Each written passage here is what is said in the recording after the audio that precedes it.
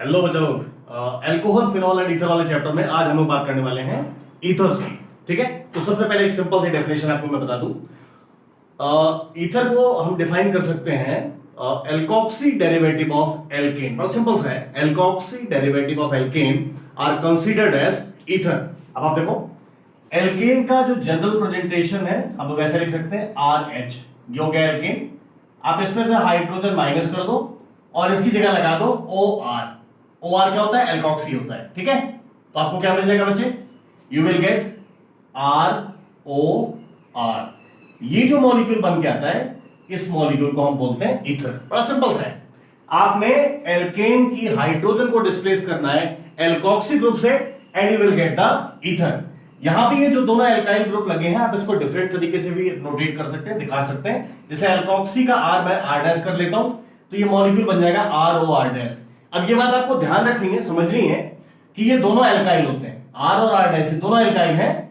They may be same और different, वो same भी हो सकते हैं और डिफरेंट भी हो सकते हैं, that's not a big deal. ठीक है, अब जितने भी ईथर्स हैं, आप इसका नेमिंग कैसे करते हैं? इनकी नेमिंग करने का तरीका होता है एल्कोक्सी एल्केन। बहुत ही सिंपल तरीका है, एल्कोक्सी एल्केन, राइट। और यहां पे एक बात आपको ध्यान रखनी है कि अगर एल्केन सिमेट्रिकल है, अब यहां पे एक एग्जांपल मैं आपको दे रहा हूं, जैसे इसके अकॉर्डिंग अगर मैं इसका एग्जांपल ले लूं ईथर का, तो आप एग्जांपल में ले सकते हैं CH3OCH3। ठीक है, मैंने दोनों R की जगह मिथाइल ग्रुप लगाया हुआ है, या फिर C2H5OC2H5, दोनों तरफ मिथाइल ग्रुप लगाया हुआ है। या आप यहां पे फिनाइल ग्रुप भी यूज कर सकते हैं, C6H5OC6H5। आप देखिए, ईथर में जो ऑक्सीजन का ग्रुप है, इसके दोनों साइड पे सेम टाइप का ग्रुप लगा हुआ है, मतलब R और R' की जगह मैंने सेम टाइप का ग्रुप लगाया, चाहे वो एलिफेटिक ग्रुप हो या एरोमेटिक ग्रुप हो, मैंने सेम टाइप का ग्रुप लगाया हुआ है। आप इसको डिफरेंट भी कर सकते हैं, मतलब आप इसको ऐसे भी ले सकते हो, CH3OC2H5। आप देखिए, तो ग्रुप अलग अलग हो गए। या फिर आप इसको ऐसे भी कर सकते हैं, CH3OC6H5। ठीक है, मतलब सेम भी कर सकते हैं, डिफरेंट भी कर सकते हैं, आपकी मर्जी। मैं नंबरिंग कर ले रहा हूं, 1 2 3 4 और 5। ये नंबरिंग करने का फायदा क्या है? ये जो ईथर्स है बच्चे, इसको आप दो तरीके से क्लासिफाई कर सकते हैं, if you want to classify it. ठीक है, तो आप इसको कैसे क्लासिफाई करेंगे? इसमें पहला तरीका आपका होगा सिमेट्रिकल एंड अनसिमेट्रिकल ईथर्स। ठीक है, तो पहला तरीका हमारा सिमेट्रिकल एंड अनसिमेट्रिकल ईथर्स। तो सिमेट्रिकल को होते हैं जिनमें ऑक्सीजन के दोनों साइड पे सेम टाइप का ग्रुप लगा होता है। जैसे पहले वाले में सेम टाइप का ग्रुप लगा, दूसरे में सेम टाइप का ग्रुप लगा, तीसरे में भी सेम टाइप का ग्रुप लगा। तो जहां भी सेम टाइप के ग्रुप लगे, कोई भी लगाओ, कोई इशू नहीं, बस वो सेम होना चाहिए। तो अगर सेम टाइप का ग्रुप लगे हुए हैं तो वो सिमेट्रिकल ईथर है, और अगर डिफरेंट टाइप के ग्रुप्स लगे हैं तो वो अनसिमेट्रिकल ईथर है। तो यू कैन से कि फर्स्ट, सेकेंड एंड थर्ड, ये क्या हो गया आपका? Symmetrical ether, right. एंड अगर आप यहां पे देखें तो फोर्थ एंड फिफ्थ वाला जो एग्जांपल है, ये क्या बन जाएगा आपका? Unsymmetrical ether. ये क्या हो जाएगा? अनसिमेट्रिकल ईथर, क्योंकि यहां पे जो ग्रुप है वो डिफरेंट है। तो एक तो सिंपल तरीका ये हो गया क्लासिफिकेशन का कि आप ईथर को सिमेट्रिकल और अनसिमेट्रिकल की बेसिस पे क्लासिफाई कर सकते हैं। दूसरा तरीका देख लो बच्चे, बहुत आसान है, aliphatic and aromatic. Aliphatic and aromatic ethers. ठीक है, तो यहां पे आपको कुछ ज्यादा ध्यान नहीं करना है। अगर ऑक्सीजन के दोनों साइड पे एलिफेटिक ग्रुप लगा है तो एलिफेटिक ईथर होगा, और अगर किसी भी एक साइड पे या दोनों साइड पे एरोमेटिक ग्रुप लगा है तो वो एरोमेटिक ईथर होगा। अब आप देखिए, पहले एग्जांपल में दोनों साइड पे एलिफेटिक ग्रुप लगा है, एलिफेटिक ईथर है। दूसरे में भी दोनों साइड पे सेम एल्काइल लगा है, एलिफेटिक टाइप का, तो ये भी एलिफेटिक ईथर हो गया। अब यहां पे एरोमेटिक ग्रुप लगे, फिनाइल ग्रुप लगा है, तो उसको आप छोड़ दीजिए। यहां पे फोर्थ वाले एग्जांपल में भी दोनों साइड पे एलिफेटिक ग्रुप लगा है, तो ये भी एलिफेटिक ईथर है। तो मेरे कहने का मतलब example first, second and fourth, ये क्या हो जाएंगे आपके? Aliphatic ether. क्या बन जाएंगे? Aliphatic ether. एंड अब यहां पे आप देखिए example third and 5, example third and 5, ये आपका बन जाएगा एरोमेटिक ईथर। तो फिर कुछ भी याद नहीं करना है, सिंपल सी बात है, आराम से आप इसको समझ सकते हो। और किसी भी ईथर की नेमिंग का जो जनरल तरीका है, जो फॉर्मेट है, दैट इज एल्कोक्सी एल्केन। अगर एरोमेटिक है तो आप उसको बेंजीन के रेस्पेक्ट में लिख लेंगे। ठीक है, फॉर एग्जांपल जैसे आपने ये पहला मॉलिक्यूल लिया, तो this is methoxy methane, number of carbon आप काउंट कर लेना। सेकंड वाला इथॉक्सी इथेन। ठीक है, अब थर्ड वाले में आप देखिए, ये जो फिनाइल ग्रुप लगा है this is phenoxy benzene, aromatic के फॉर्म में जो एल्केन होगा वो एरोमेटिक के फॉर्म में लिया जाएगा। अब ये वाला आप देख लो, अब यहां पे एक तरफ छोटा ग्रुप है, एक तरफ बड़ा ग्रुप है, तो ये बात आपको हमेशा याद रखनी है कि एल्कोक्सी वाले पार्ट में छोटा वाला आता है, ठीक है। तो यहां पे एक कार्बन है, यहां पे दो कार्बन है, तो आप ये एल्कोक्सी में छोटा वाला ले लो, दिस इज मिथॉक्सी, और ये दो कार्बन का एल्केन बन जाएगा तो ethane, this is methoxy ethane, और ये वाला जो है मिथॉक्सी और ये बेंजीन हो जाएगा एरोमेटिक के फॉर्म में, ठीक है। तो दिस इज मिथॉक्सी बेंजीन, तो बड़ी आसानी से आप इसका नाम लिख सकते हैं। बस ये ध्यान रखना है कि एल्कोक्सी पार्ट में अगर अनसिमेट्रिकल ईथर है हमारे पास तो हमें जो छोटा ग्रुप है वो एल्कोक्सी पार्ट में लेना है। तो ये तो बात हो गई जनरल नॉमेनक्लेचर और बेसिक क्लासिफिकेशन की। अब हम बात करते हैं ईथर के प्रिपरेशन की, that is very very important, ठीक है। ईथर का प्रिपरेशन कैसे करेंगे, बहुत पूछा जाता है एग्जामिनेशन में, और कॉम्पिटिटिव एग्जामिनेशन में इसके क्वेश्चन बहुत आते हैं, ये समझ लीजिए, ठीक है। तो सबसे पहले हम बात करने वाले हैं ईथर की प्रिपरेशन की बाय विलियमसन ईथर सिंथेसिस, ठीक है। It's a very common method, preparation of ether, ठीक है। इसमें सबसे पहले हम बात करेंगे Williamson ether synthesis. It's a very very ये कह सकते हैं सुपर इंपॉर्टेंट रिएक्शन है भाई ये, ठीक है। Williamson ether synthesis, Williamson ether synthesis, it's very important, super important reaction. इसके अंदर हम क्या करते हैं, बात समझना। जब आप किसी भी एल्काइल हैलाइड को, एल्काइल हैलाइड मैंने RX ले लिया, जब आप किसी एल्काइल हैलाइड को सोडियम एल्कोक्साइड के साथ ट्रीट करते हैं, सोडियम एल्कोक्साइड, ठीक है, तो ये मैंने बना लिया। अब ये R और R' सेम भी हो सकते हैं, डिफरेंट भी हो सकते हैं, वो कोई इशू नहीं है। तो यहां पे ये सोडियम हैलाइड ऐसे निकल जाएगा और आपको ईथर का मॉलिक्यूल यहां पे मिल जाएगा, ठीक है। वेरी सिंपल, कोई दिक्कत वाली बात नहीं है। और मजेदार बात क्या है, ध्यान रखना कि this reaction follows SN2 mechanism, ठीक है। This reaction follows SN2 mechanism. अब अगर SN1 SN2 में कोई कंफ्यूजन है तो आप मेरा लास्ट वाला लेक्चर देख लेना, सर्च करके SN1 SN2 मैकेनिज्म आपको मिल जाएगी। तो ये बड़ी सिंपल सी रिएक्शन है, इसका एक छोटा सा एग्जांपल मैं आपको यहां पे दिखा रहा हूं। एल्काइल हैलाइड में let suppose we have taken ethyl bromide या ब्रोमोइथेन, और इसकी रिएक्शन हमने करा दी सोडियम इथॉक्साइड के साथ। अब यहां पे जो मैंने R लिया है ये दोनों सेम लिया हुआ है, कोई इशू नहीं, आप डिफरेंट भी ले सकते हैं, आपकी मर्जी।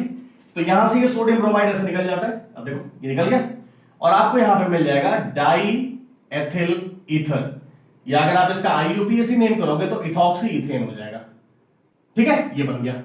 एक और एग्जांपल आप चाहो तो ले लो, मैंने यहां पे ले लिया मिथाइल क्लोराइड और इसकी रिएक्शन मैंने करा दी सोडियम इथॉक्साइड के साथ, ठीक है।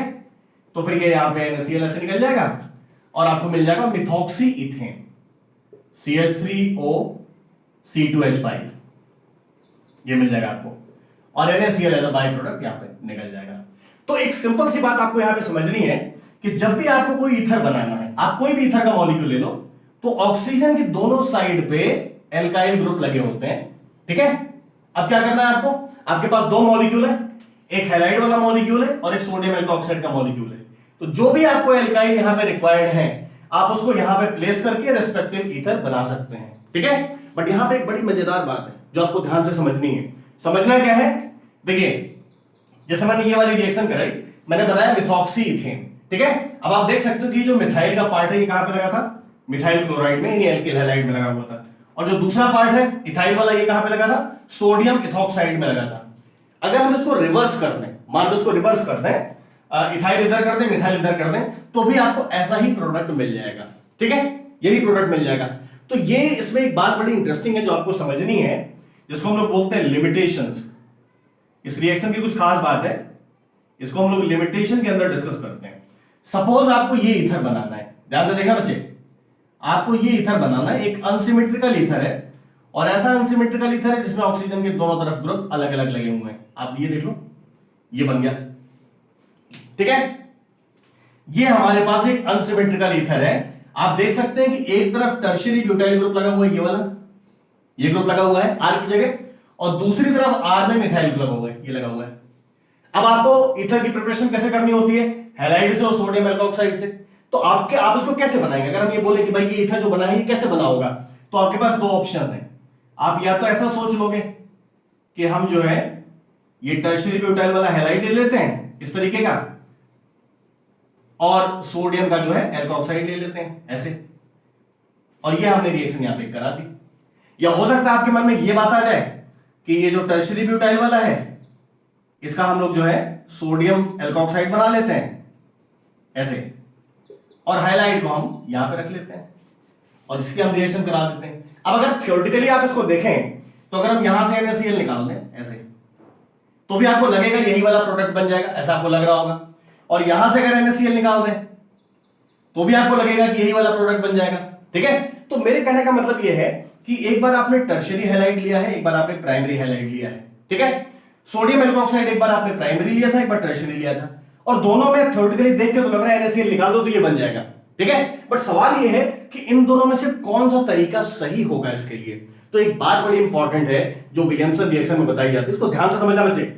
अगर आपके पास कोई अनसिमेट्रिकल ईथर है, ध्यान से समझना, अगर आपके पास कोई अनसिमेट्रिकल ईथर है जिसमें ऑक्सीजन के दोनों तरफ अलग अलग ग्रुप लगे हैं, और यहां भी एक बात आपको बता दूं, अगर दोनों तरफ अलग अलग ग्रुप है और साथ में सेकेंडरी या टर्शियरी एल्काइल ग्रुप लगा हुआ है, जैसे यहां पे ये जो ग्रुप लगा हुआ है this is tertiary alkyl group, ध्यान से समझना। अगर अनसिमेट्रिकल ईथर है और साथ में किसी भी एक तरफ सेकेंडरी या टर्शियरी ग्रुप लगा हुआ है और दूसरी तरफ प्राइमरी ग्रुप लगा हुआ है, पक्का?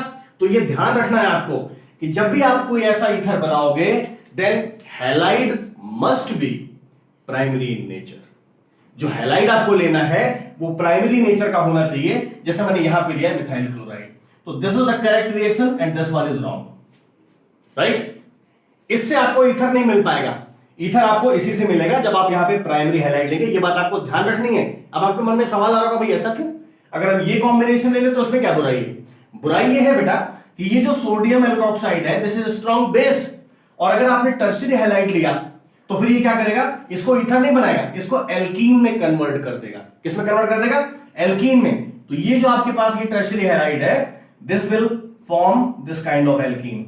ये ध्यान से देखना, यहां पे आपको ये एल्कीन मिल जाएगा। ठीक है, तो आपको एल्कीन नहीं बनाना था, आपको क्या बनाना है? ईथर बनाना है। इसलिए जब भी आप अनसिमेट्रिकल ईथर की प्रिपरेशन करेंगे तो ये बात आपको ध्यान रखनी है कि जो हैलाइड आपको लेना है that must be primary in nature. ये ध्यान रखना, ये कभी भी टर्शियरी या सेकेंडरी नहीं लेना है। द रीजन इज कि अगर आपने सेकेंडरी या टर्शियरी हैलाइड लिया तो वहां पे इस स्ट्रॉन्ग बेस के साथ there will be elimination and the major product is alkene. जैसे मैंने यहां पे क्या करा, अगर आपने टर्शियरी हैलाइड के साथ सोडियम एल्कोक्साइड ले लिया, जैसे मैंने सोडियम मेथॉक्साइड लिया, तो यहां पे ये एल्कीन बन जाएगा एज द मेजर प्रोडक्ट, यहां पे ईथर नहीं बनेगा। तो आई थिंक ये बात क्लियर हो गई कि जब भी आपको अनसिमेट्रिकल ईथर बनाना है तो आप ये बात देख लो दोनों तरफ एल्काइल क्या बनेंगे, तो देख के पता लग जाता है। तो आपको बस ये ध्यान रखना है कि हैलाइड आपको प्राइमरी वाला लेना है, दैट्स इट। बाकी जो दूसरा पार्ट है उसको आप सोडियम एल्कोक्साइड के साथ बना दो, कोई दिक्कत वाली बात नहीं है। तो ये पॉइंट क्लियर हो गया आपको। सिमिलर लॉजिक आपको फॉलो करना है in terms of aromatic ethers. ये बात क्लियर है ना? अगर एरोमेटिक ईथर आपको बनाना है तो वो बहुत इंटरेस्टिंग बात है और बड़े आराम से आप इसको समझो, इसमें कोई जल्दबाजी की जरूरत नहीं है, इसको बड़ी आसानी से आप समझ सकते हैं। अगर मान लो मेरे पास ईथर ये वाला है, मैंने बना लिया से मिथॉक्सी बेंजीन, ये ईथर मैंने बना लिया, ठीक है। अब यहां भी आप देखोगे ध्यान से तो जो आर वाला पार्ट हम बनाते हैं, दो आर वाला पार्ट लेते हैं, इसमें एक तरफ तो ये फिनाइल ग्रुप हो जाएगा, एक तरफ मिथाइल ग्रुप हो जाएगा, ठीक है। तो इसको प्रिपेयर करने के लिए भी आपके पास दो ऑप्शन ऐसे मन में आ रहे होंगे कि अगर हम क्लोरोबेंजीन ले लें एक तरफ एल्काइल हैलाइड वाले पार्ट के अंदर और दूसरी तरफ सोडियम मेथॉक्साइड ले लें तो हमको ये मिल जाएगा। या हो सकता है आपके मन में ऐसा आ रहा कि एक तरफ हम अगर ये पार्ट बना लेते हैं सोडियम फिनॉक्साइड का और एक तरफ हम मिथाइल क्लोराइड ले लें तो फिर ये बन जाएगा। अब सवाल ये है कि अगर आप ऐसी लॉजिकल देखें तो भाई चलो ये NaCl निकाल दिया, दिखने में लग रहा है OCH3 यहां लग जाएगा तो ये बन जाएगा, यहां से भी NaCl निकाल दिया, ये भी OCH3 बन जाएगा तो ये प्रोडक्ट बन जाएगा।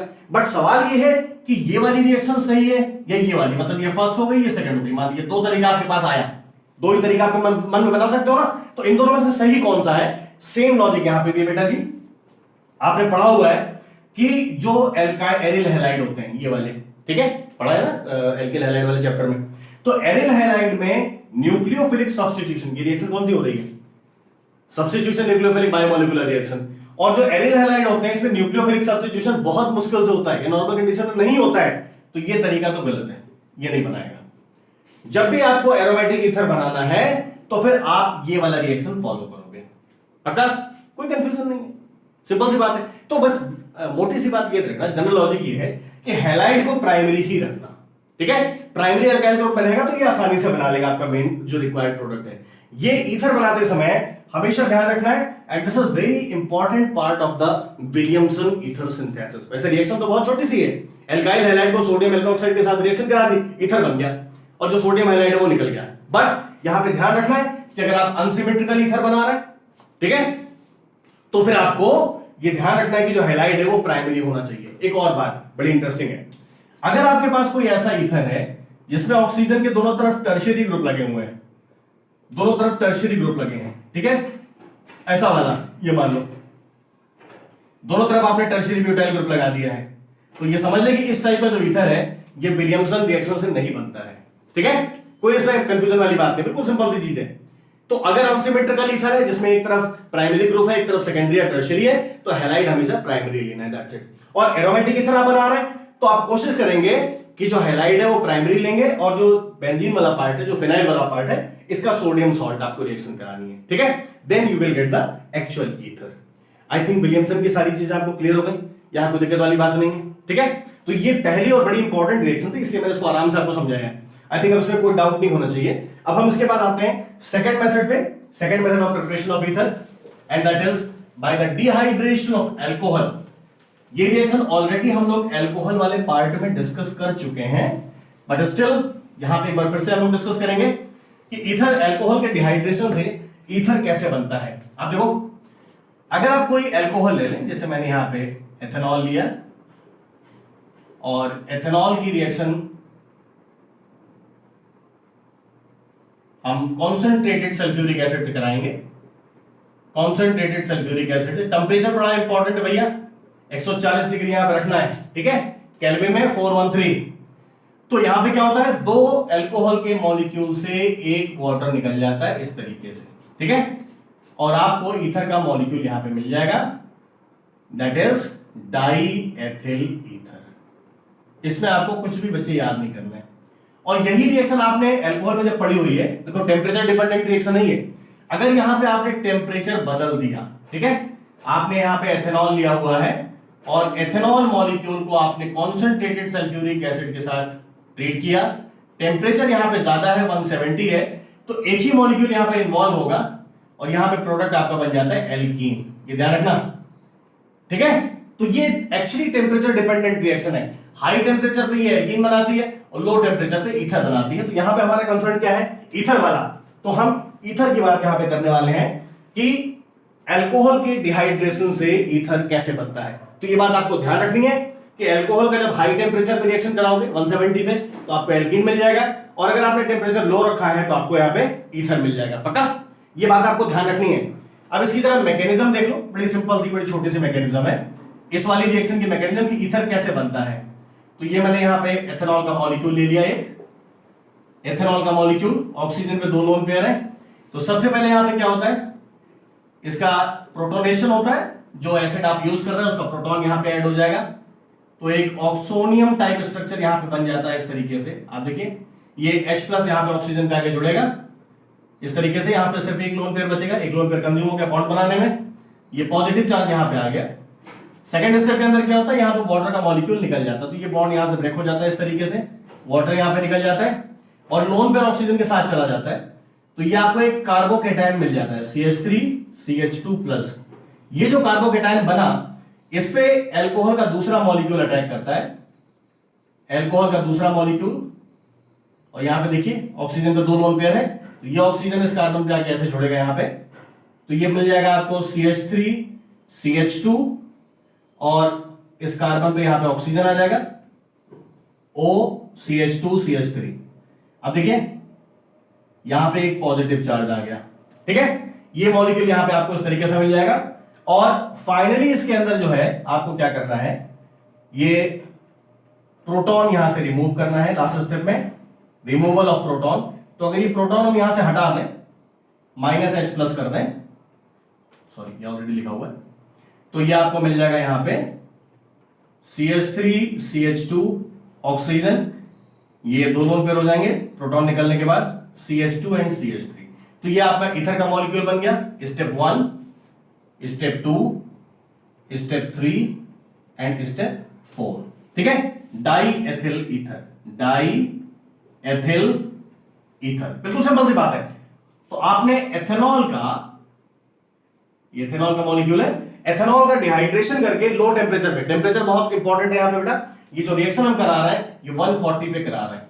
अब एल्कोहल से एल्कीन कैसे बनता है, इसके मैकेनिज्म आप एल्कोहल वाले चैप्टर में डिहाइड्रेशन ऑफ एल्कोहल में देख लेना, क्योंकि यहां पे हम ईथर डिस्कस कर रहे हैं तो मैंने सिर्फ ईथर वाले पार्ट की मैकेनिज्म डिस्कस की है कि एल्कोहल के डिहाइड्रेशन से ईथर कैसे बनता है। आई थिंक सारे स्टेप क्लियर है। पहले में प्रोटोनेशन करा दिया, दूसरे में वाटर रिमूव कर दिया, तीसरे में एल्कोहल मॉलिक्यूल का न्यूक्लियोफिलिक अटैक करा दिया और चौथे में हमने प्रोटॉन फिर से निकाल दिया, तो हमारा ये डाईएथिल ईथर बन गया। तो ये दोनों स्टेप बिल्कुल सिंपल है, आसान है, कोई दिक्कत वाली बात नहीं। और ईथर की प्रिपरेशन में यही दोनों सबसे ज्यादा इंपॉर्टेंट है, विलियमसन वाला, विलियमसन ईथर सिंथेसिस, और ये नेक्स्ट वाला बाय डिहाइड्रेशन ऑफ अल्कोहल्स। ठीक है, अब इसके बाद आप आ जाओ बेटा थर्ड मेथड पे। Third method is also very important. इसके अंदर आपको क्या करना है, एल्काइल हैलाइड की रिएक्शन करानी है सिल्वर ऑक्साइड से। Third method is very important, alkyl halide की रिएक्शन सिल्वर ऑक्साइड के साथ। तो कोई भी, जैसे मैंने यहां पे एल्काइल हैलाइड में इथाइल आयोडाइड लिया है, तो इथाइल आयोडाइड में 2 मॉलिक्यूल रिएक्शन में इन्वॉल्व होते हैं, उसको हम सिल्वर ऑक्साइड के साथ हीट कर देते हैं। ठीक है, बिल्कुल सिंपल सी रिएक्शन है।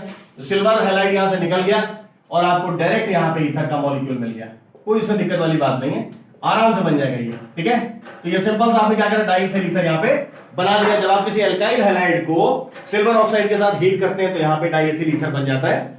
इसके बाद एक नेक्स्ट मेथड है, बड़ा सिंपल सा है। अगर आप किसी एल्कोहल को डाइएजोमीथेन के साथ ट्रीट करते हैं, एल्कोहल को ROH, इसको डाइएजोमीथेन के साथ ट्रीट करते हैं CH2N2 के साथ, in presence of fluoroboric acid HBF4, तो फिर ये देखो, ये वाला H और ये वाला CH2 ये मिलकर CH3 बना लेते हैं, तो यहां पे आपको हमेशा मिथाइल ईथर मिलता है। ये जो मॉलिक्यूल है ये मिथाइल ईथर है, कारण की एक तरफ मिथाइल तो हमेशा ही रहेगा यहां पे। ठीक है, तो ये मिथाइल ईथर बन गया और नाइट्रोजन यहां पे निकल जाती है गैस के फॉर्म में। तो ये सिंपल सा रिएक्शन है, किसी भी अल्कोहल को आप रिस्पेक्टिव ईथर में बदल सकते हैं, जैसा आप यहां पर लगाओगे उसके अकॉर्डिंग आर यहां पे लग जाएगा। बट दूसरी साइड पे मिथाइल फिक्स है, तो ये मिथाइल ईथर ही बनाता है हर बार।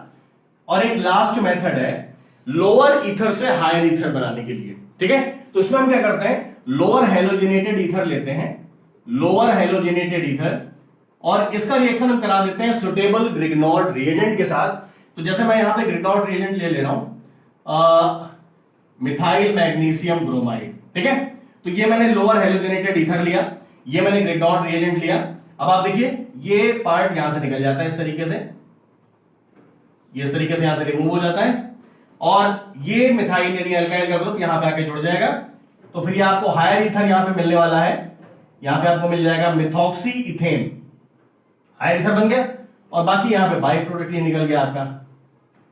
ठीक है, बिल्कुल सिंपल सी रिएक्शन है। ये लोअर हेलोजिनेटेड ईथर था, lower halogenated ether, lower halogenated ether, और रिएक्शन आपने करा दी ग्रिग्नॉर्ड रिएजेंट के साथ। तो जब भी आप लोअर हेलोजिनेटेड ईथर की ग्रिग्नॉर्ड रिएजेंट से रिएक्शन कराएंगे तो आपको अकॉर्डिंगली हायर ईथर मिल जाएगा। तो ये कुछ कॉमन सी रिएक्शंस हैं ईथर के प्रिपरेशन की, बड़ी सिंपल सी है, आप इसको बड़ी आसानी से समझ सकते हैं, इसमें कहीं कोई दिक्कत वाली बात नहीं है। बट जो फर्स्ट 2 मेथड था, Grignard reagent, sorry Williamson ether synthesis का और डिहाइड्रेशन ऑफ अल्कोहल का, ये सबसे ज्यादा इंपॉर्टेंट है और बहुत ध्यान से इसको समझने की जरूरत है। ठीक है, आप पूरा लेक्चर ध्यान से देखना, कहीं कोई दिक्कत लगे तो मुझे टेक्स्ट कर देना। Thank you.